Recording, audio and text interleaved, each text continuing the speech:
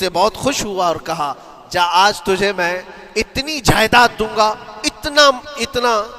اتنی زمین، اتنی پراپرٹی دوں گا جتنا تو اپنے ہاتھ میں ایک لکڑی لے کر گھیر دے گا، جتنی زمین تو گھیرے گا اتنی تیرے نام لکھ دوں گا، لیکن اس کے لیے ایک شرط ہے، صبح یہ لکڑی لے کر تو راؤنڈ مارنا اور اتنا گول سرکل بنانا سورج ڈوبنے سے پہلے تک، جتنی زمین گھیر لے گا وہ پوری تیرے نام پر۔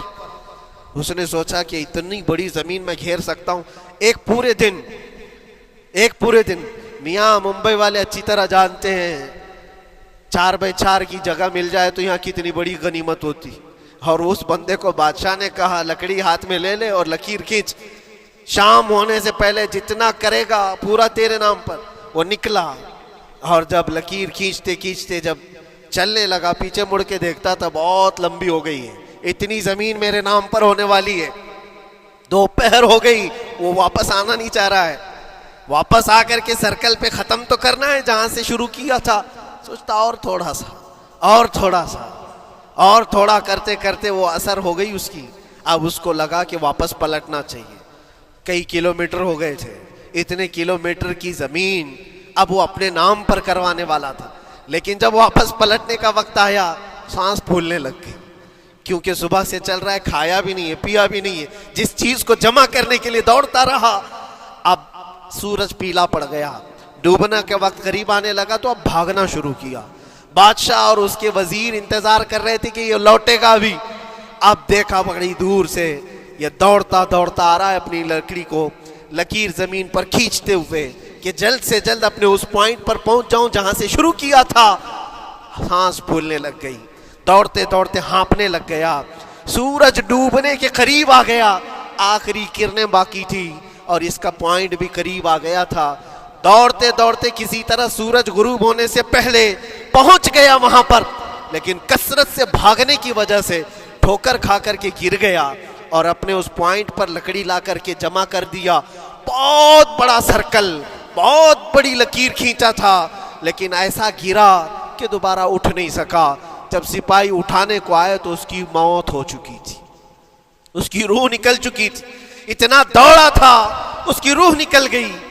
بادشاہ نے کہا اس نے صبح سے لے کر شام تک اپنے نام جائیداد کرنے کے لیے اتنی دوڑ لگائی، بہت لمبی لکیر کھینچا، اتنی بڑی پراپرٹیز کے نام پر ہوتی، لیکن عقل مند دانشور تھا بادشاہ، اس نے کہا جہاں یہ گرا ہے وہیں اس کو دفن کرو، اور اس کے بعد اس کی قبر پر لکھا گیا تھا کہ اس کو ضرورت اتنے 2 گز زمین کی تھی، دوڑتا کتنا لمبا رہا، صبح سے شام تک اتنی لمبی لکیر کھینچ لیا، لیکن سونے کے لیے اس کو جو جگہ چاہیے تھی وہ بس اتنی ہی سی تھی، وہ 6 فٹ کی جگہ۔ عزیزان گرامی، یہ ایک زندگی کے کسی کا حادثہ ہو سکتا ہے، لیکن میں نے دیکھا ہے کہ تقریباً سب کی لائف میں یہی ہے، ہم اپنی خواہشات کے پیچھے اتنی تیز دوڑتے رہتے ہیں، لیکن جس چیز کی ہمیں ضرورت ہے اس کی طرف ایک بار بھی نظر نہیں کرتے۔ کون سی چیز ہے جس کی ہمیں ضرورت ہے؟ وہ ہمیشہ کی زندگی آخرت کے لیے جو چیز چاہیے وہ اللہ کا ذکر ہے، وہ رب ذوالجلال کی ذات پر یقین اور توکل ہے۔ آج اللہ نے صحت و سلامتی کے ساتھ زندگی دی ہے تو وقت نکالو اور بارگاہ رب العزت میں آ جاؤ۔ میرے عزیزوں، آخری بات عرض کرتا ہوں، خواہشات جہاں ختم ہونی چاہیے وہ کیسی ہے؟ اللہ کے نبی صلی اللہ تعالیٰ علیہ وسلم مجلس میں بیٹھے ہیں، ایک صحابی کا مسئلہ ایسا تھا کہ وہ صبح جلدی دوڑ کر کے چلے جاتے تھے۔ صحابہ نے ان کی شکایت کی کہ یہ فجر میں اتنی جلدی چلے جاتے ہیں کہ کسی سے ملتے ہی نہیں۔ حضور نے پوچھا کہ وجہ کیا ہے؟ ان سے پوچھا گیا تو انہوں نے کہا یا رسول اللہ صلی اللہ علیہ وسلم، میرا گھر ایک یہودی کے گھر سے لگا ہوا ہے، اور یہودی کے گھر پہ ایک کھجور کا درخت ہے جس کی شاخیں میری آنگن میں بھی آتی ہیں، اور پکی کھجوریں صبح صبح میرے آنگن میں گر جاتی ہیں، میں اس لیے جلدی دوڑ کر کے جاتا ہوں، میرے بچے اٹھنے سے پہلے وہ کھجوریں جمع کر کے میں اس یہودی کو دے دوں کہ کہیں انجانے میں میرا کوئی بچہ وہ کھجور کھا نہ لے، ہمارے لیے وہ حلال نہیں ہے۔ یہ صحابی رسول کا عمل تھا۔ اللہ کے نبی صلی اللہ علیہ وسلم نے فرمایا اپنے بچوں کو حلال کھلانے کے لیے اتنی فکر۔ عزیزان گرامی وقار، اب سنیے، یہ تو حالات ایسے ہو گئے، یہاں بڑے بڑے درخت ہی نگل گئے، کھجور تو چھوڑے، ڈکار بھی نہیں، حرام چیزوں کے اوپر تو کئی لوگوں کی زندگی آباد۔ خیر، حضور پاک صلی اللہ علیہ وسلم نے ان کا مسئلہ دیکھ کر کے، ان کی تکلیف کو دیکھ کر کے اپنے صحابہ میں اعلان کیا، کوئی ہے جو اس یہودی کا درخت خرید کر کے میرے اس صحابی کو دے دے، میں اسے جنت میں پورا باغیچہ عطا کروں، جنت میں پورا باغ اسے عطا کروں۔ صحابہ، ظاہر سی بات ہے، ایک بار حضور نے فرمایا تو پھر اس کو حاصل کرنے کے لیے ایسی دوڑ لگتی تھی، سب گئے، میں حاصل کر لوں، میں حاصل کر لوں۔ اب اس یہودی کو منانا تھا کہ تو ایک درخت جو ہے اپنے پڑوسی کو بیچ دے، آنگن میں اس کے ہے، بیچ دے۔ اب اس کو لگا کہ ان لوگوں کی ضرورت ہے، مجبوری ہے، تو وہ بھی اکڑ کر بیٹھا کہ مجھے بیچنا نہیں، مجھے دینا نہیں۔ اب سنیے میرے عزیزوں، مدینے میں ایک صحابی ہیں ابو دحداح، اللہ اکبر، کبھی میں پڑھتا ہوں تو حیرت ہوتی ہے۔ ابو دحداح مدینے کے اس صحابی کا نام ہے جن کا باغیچہ پورے مدینے میں سب سے مشہور ہے، ان کی کھجوریں سب سے مہنگی کھجوریں، اوالی مدینہ آج بھی مشہور ہے، جہاں کی اجوا کھجوریں بہت پسند کی جاتی ہیں۔ ابو دحداح کا باغیچہ بنا ہوا تھا، بڑا خوبصورت تھا، لوگ مثال دیتے تھے، تعریفیں کیا کرتے تھے، ابو دحداح کا باغیچہ مدینے میں سب سے قیمتی باغیچہ ہے۔ ابو دحداح حضور کی بارگاہ میں آتے ہیں، کہتے ہیں یا رسول اللہ صلی اللہ علیہ وسلم، اگر میں اس ایک درخت کو خرید کر کے وقف کر دوں تو کیا میرے آقا مجھے بھی ملے گا جنت میں؟ اللہ کے نبی نے فرمایا جو میں نے وعدہ کیا ہے وہ تجھے بھی عطا کیا جائے گا۔ ابو دحداح کہتے ہیں اس یہودی کے پاس سیدھے آتے ہیں، کہا کہ تو ایک درخت بیچ دے گا، بدلے میں تجھے بہت اچھی قیمت دیتا ہوں۔ اس نے کہا کیا دو گے؟ کہا مدینے میں ابو دحداح کا باغیچہ تمہیں پتہ ہے؟ اس نے کہا ہاں جانتا ہوں، نام بہت سنا ہوا ہے۔ کہا وہ پورا باغیچہ اس ایک درخت کے بدلے دے دیا جائے گا، ایک درخت کے بدلے دے دیا جائے گا۔ اس یہودی نے کہا کیا مذاق کر رہے ہو؟ یہ کیا مذاق ہے؟ میرے آنگن میں اگے ہوئے ایک درخت کی وجہ سے ابو دحداح کا اتنا قیمتی باغیچہ دے دیا جائے گا، یہ کیسے پاسبل ہے؟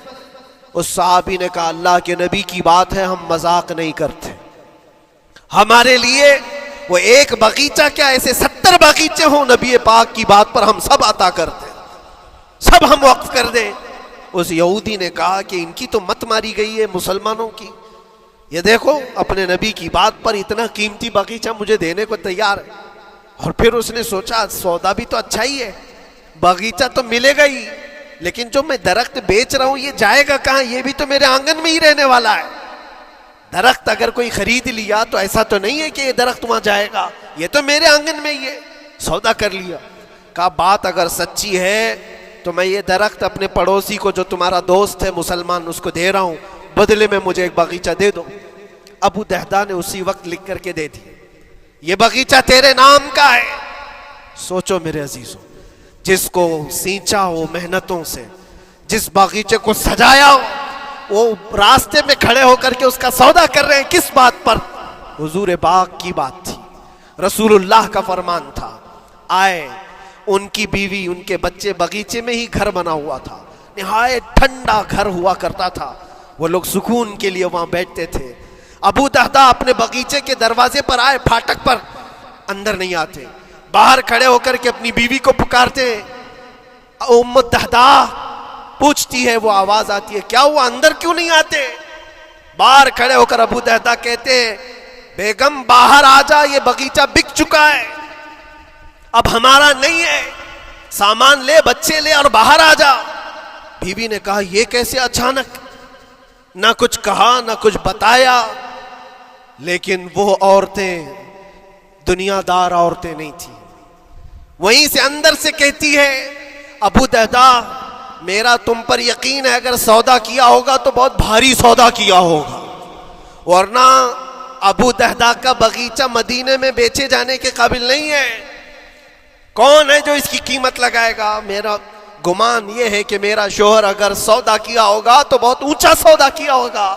ابو دحداح نے کہا میری رفیق حیات باہر تو آ جا، میں تجھے بتاؤں کون سا سودا کیا ہے، باہر آ جا۔ بچوں کو لیتی، اپنا سامان سمیٹتی ہے، اور اسی وقت باغیچہ چھوڑ کر کے باہر نکل آئی۔ ابو دہدا سے پوچھتی ہے یہ اچانک سودا کرنے کی کیا ضرورت پیش آئی؟ یہ اس طرح سے اچانک تم نے سودا کر لیا اور مجھے باہر بلایا، کیا سودا کیا، کتنے پہ بیچا؟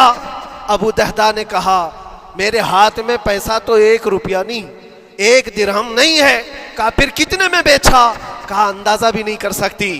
اللہ کے نبی نے فرمایا میرے اس صحابی کے لیے جو 1 درخت خرید کر کے دے دے اسے میں جنت کا باغیچہ عطا کروں گا۔ میں نے اپنے دوست مسلم بھائی کے لیے اس کا درخت خرید کر کے وقف کیا ہے اور بدلے میں اس یہودی کو یہ باغیچہ دے دیا ہے۔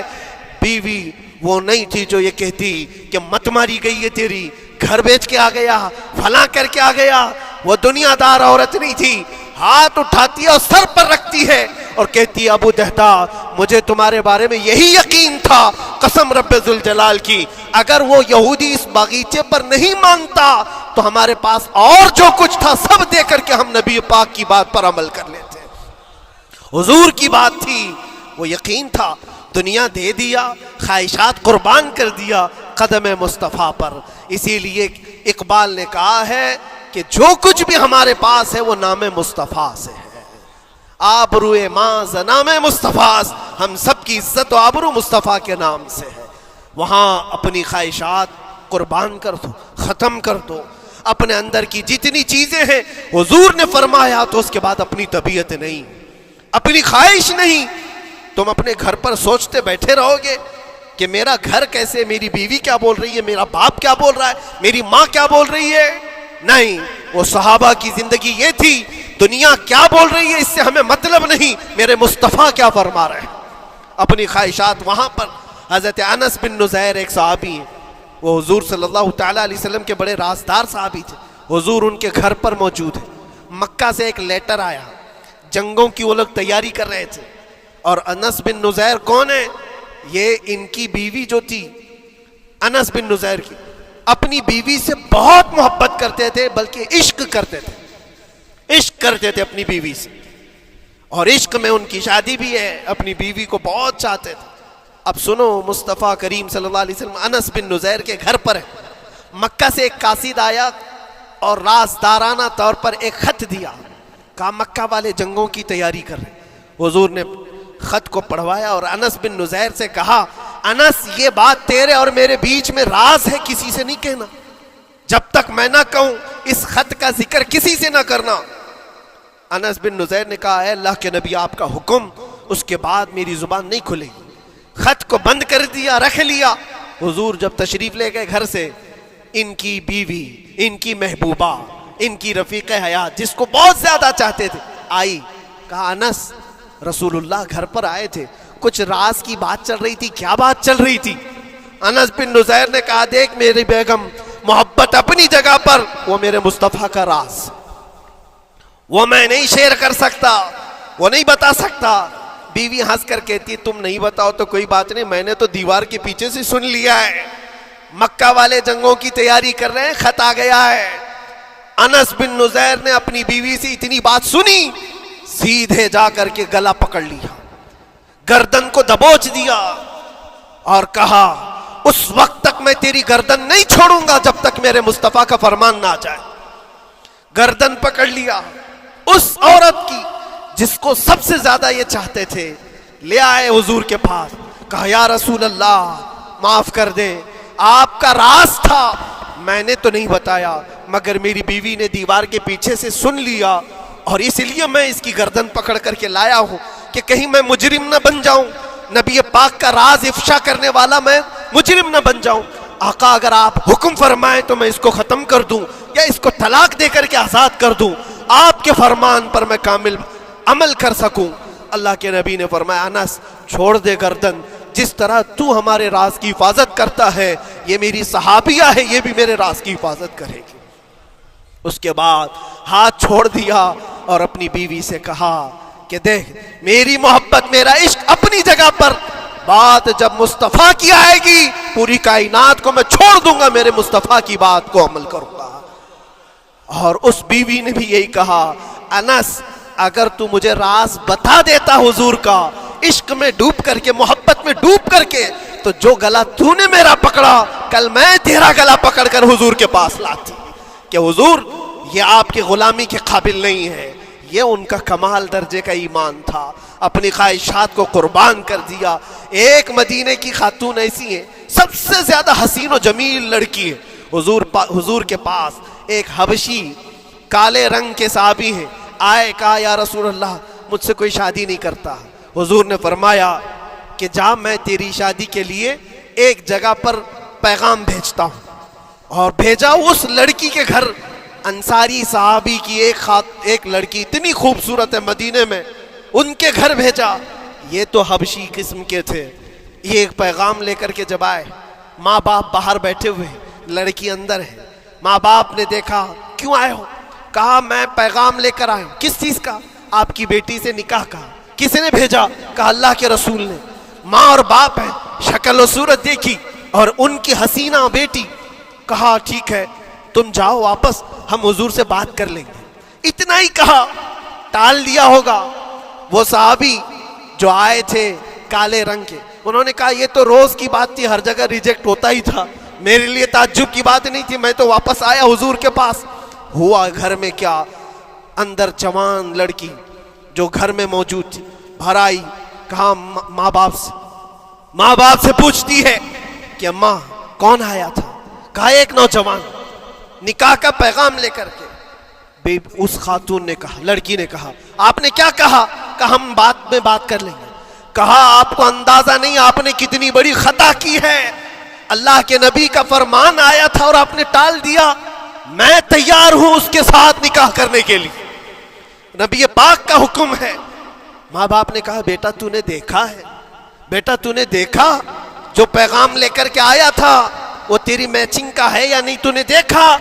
اس نوجوان نے کہا, اس لڑکی نے کہا میں نے پیغام لے کر آنے والے کو تو نہیں دیکھا, آمینہ کے لال کو تو دیکھا ہے, جس نے پیغام بھیجا ہے اس کو دیکھا ہے. اس کے حکم کے بعد پھر کسی کو دیکھنا بنتا ہی نہیں ہے.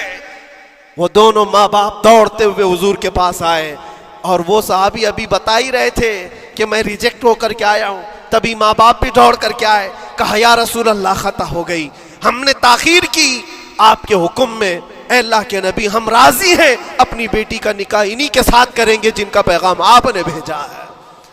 کیا اپنی خواہشات کو حضور کے قدموں میں لا کر قربان نہیں کیا؟ لیکن نکاح ہوا بھی. وہ نوجوان عبداللہ اسود نکاح کا ہے, حضور نے نکاح کروا دیا مسجد نبوی, اور حضرت عثمان سے کہا کہ ان کو کچھ پیسہ دے دو, مال دے دو, شادی کا سامان تو خرید لے, جہیز لے لے, اپنا گھر سجا لے. ان کو صحابہ نے پیسے دیے, غریب تھے, میں بازار میں جا کر اپنی شادی کا سامان خرید رہے تھے.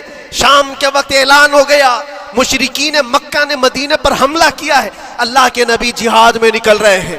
یہ عبداللہ اسود جن کا نکاح مسجد میں ہوا اور رات کو سہاگ رات آج تھی, آج اپنے گھر دلہن لانے والے تھے, جو گھر سجانے کے لیے سامان خریدنا تھا جا کر کے گھوڑا خرید رہے, تلوار خرید رہے, اور اس کے بعد جنگ میں استعمال ہونے والا سامان خرید رہے.